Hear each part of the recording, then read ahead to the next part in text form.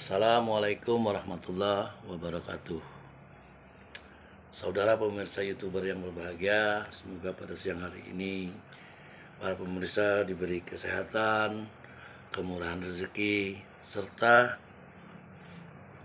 kesenangan dalam menjalankan aktivitasnya. Kali ini Al-Fakir ingin menanggapi podcastnya Bapak Dr. Refli Harun dengan Bapak Profesor Said Didu ya, yang judulnya "Benarkah negara ini sudah bangkrut?" Hal ini bisa kita maknai dengan krisis yang berkepanjangan dan utang Indonesia untuk APBN 2024. Pemerintah harus melakukan pinjaman 1.250 triliun untuk menutup defisit anggaran.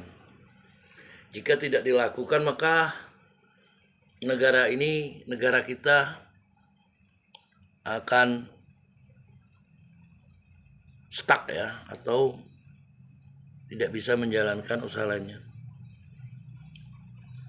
Di sini informasi ini Al-Fakir dapatkan dari podcastnya Bapak Refli Harun dan Said Didu, yang mana beliau bercerita pendapatan negara di tahun 2023 ini mencapai 2.780 triliun. Artinya sementara belanja mandatori kita itu lebih dari 300 triliun. Artinya kita sudah kekurangan plus minus 300 triliun. Dan untuk itu pemerintah akan menaikkan pajak, menaikkan harga BBM. Hal ini sudah dilakukan kemarin, terutama untuk kenaikan BBM. Di sini Al-Fakir mencatat apa yang dibicarakan tadi. Belanja mandatori itu adalah belanja wajib untuk tahun 2024 adalah sebesar 3.000 triliun. Dan ini belum untuk biaya keamanan, pertahanan, dan biaya TNI Polri, perbaikan jalan. Oke, apa saja yang belanja mandatori ini? Satu, itu adalah gaji.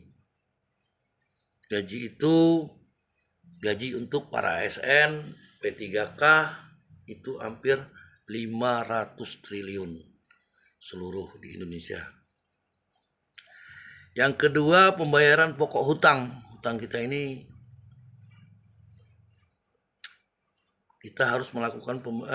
negara harus melakukan pembayaran hutang sebesar 600 triliun. Jadi sudah 1,1.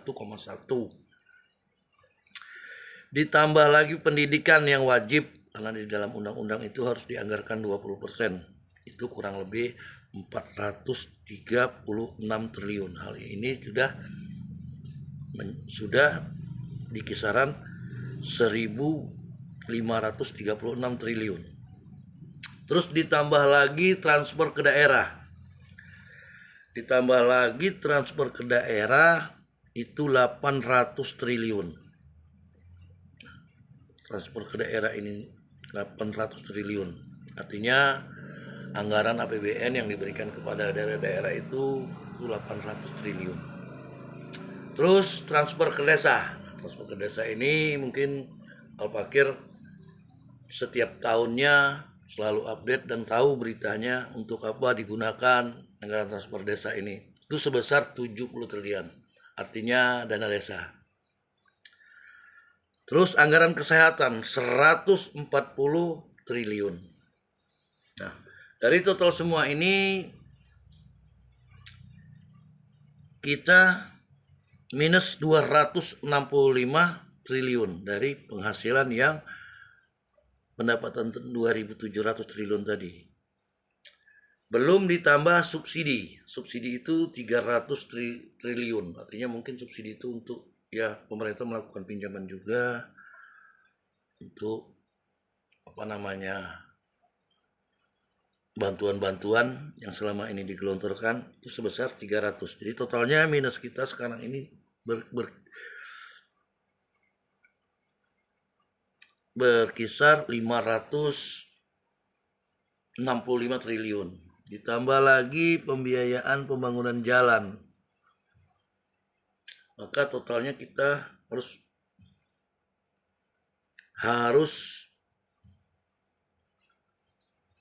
minus, artinya 736 triliun. Ini belum masuk biaya pembangunan IKN, belum masuk biaya pertahanan, belum masuk biaya polisi, keamanan. Maka negara minus di 1250 T, atau negara harus melakukan pinjaman lagi sebesar 1250 triliun. Artinya pinjaman itu utang kepada Bank Dunia mungkin ya. Hutang negara saja belum ditotal. Belum maksudnya itu utang untuk hutang negara saja, belum ditotal hutang BUMN. Hutang pemerintah ini jelas sekali kenaikan.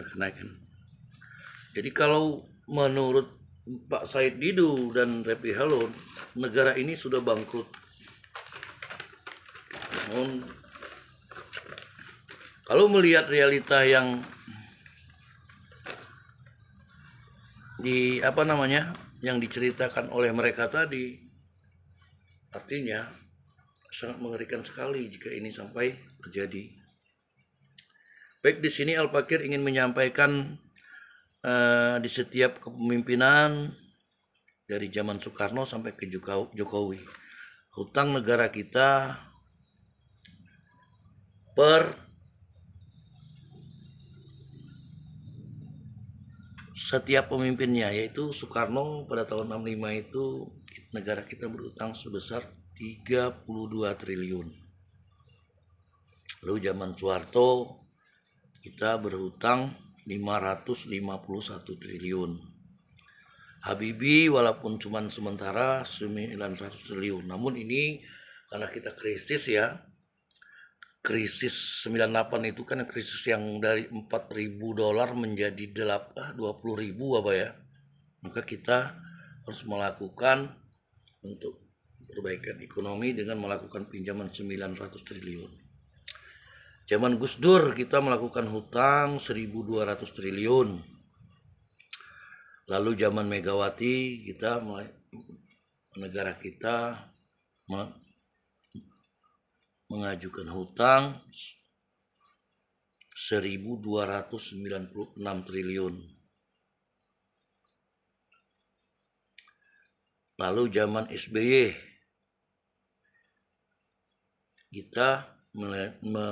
negara kita melakukan hutang sebesar 2.695 triliun.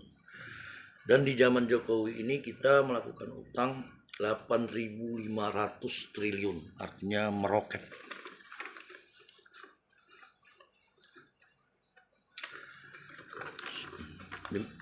Itulah data-data catatan utang yang ada di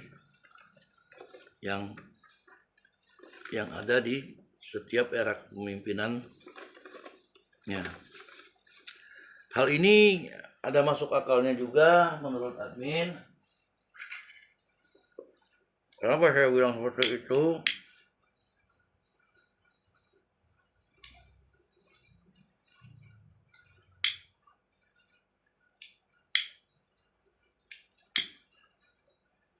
Maklum banyak nyamuk.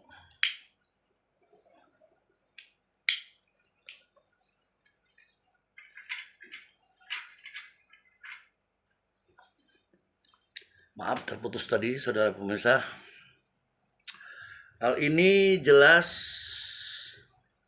kalau kita menilik dari pernyataan pakar ekonomi tadi, yaitu Bapak Said Didu tadi, benarkah negara kita ini sudah bangkrut.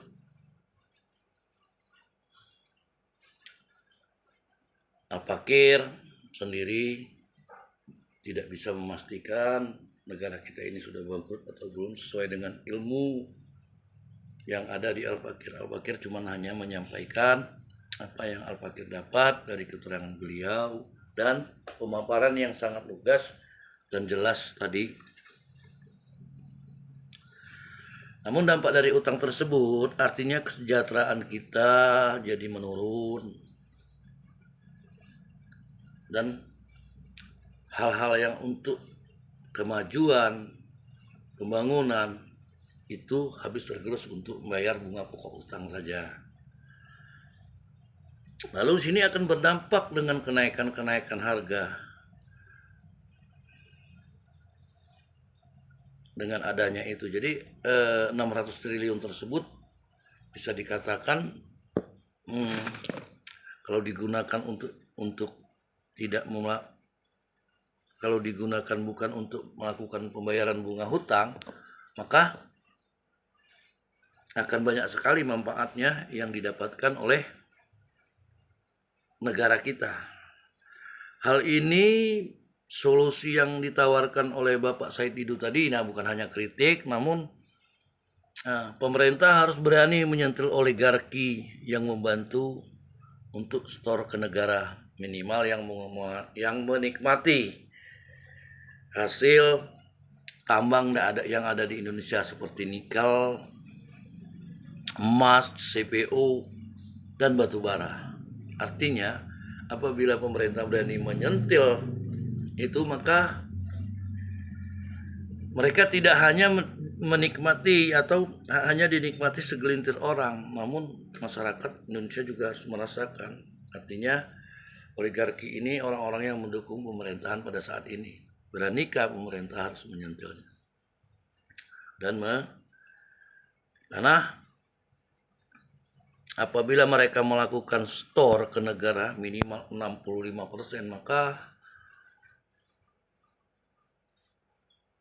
hutang negara kita bisa diatasi atau tidak akan sebesar 1.250 triliun untuk menutup defisit anggaran. Demikianlah apa yang dapat Al-Fakir sampaikan. Ini info Al-Fakir dapatkan dari podcastnya Bapak Said Didu dan Bapak Refli Harun. Semoga saja negara kita bisa lolos dari jeratan hutang dan negara kita sudah mulai berpikir ke depannya dengan penduduknya yang berjumlah 245 juta